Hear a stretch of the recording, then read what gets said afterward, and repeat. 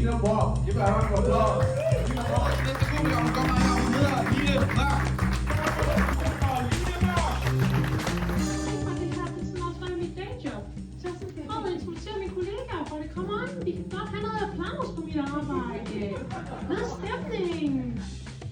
Til daglig så er bankrådgiver. Prøv at lokke mine kollegaer til. Kom nu. Helt præsentere mig, når kunderne kommer.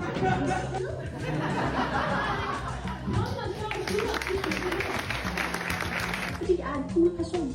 Det ved jeg. Jeg lige allerede har mærket nu.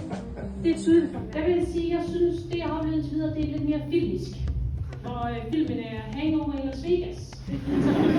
Og 6 år er han kommet hjem med den her hue. Han har så skiftet konen, men huen er den samme.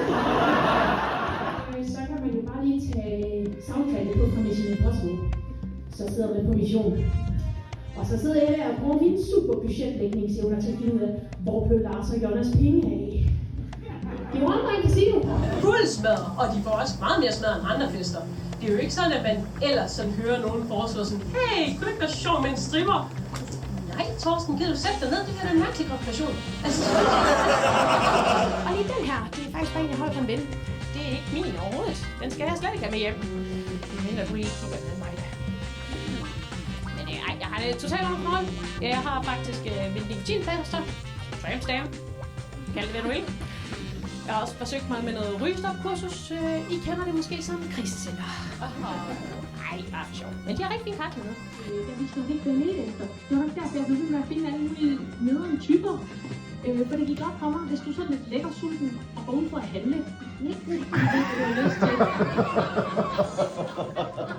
Kommer du hjem med rosiner? Det man siger, det er, søde, han virker da super duper, men desværre. Du er stenbuk, han er løve, det er jord og ild, det er kosmisk kaos, det går simpelthen ikke. Nej. Det kan man ikke. Man skal bare være så påpasselig med det her.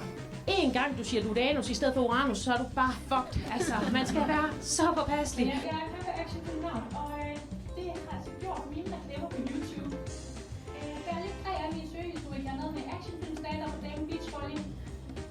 Så nu får jeg reklamer for testosteronmedicin, som vi laver sådan kvalitet. Den har mine veninder og familie også sådan tendens til sådan at tro, det der skilsmisse, det smitter. Så de har sådan lidt travlt med det, når jeg hygger mig med dem på caféer og sådan noget. Og så sige, at vi har så godt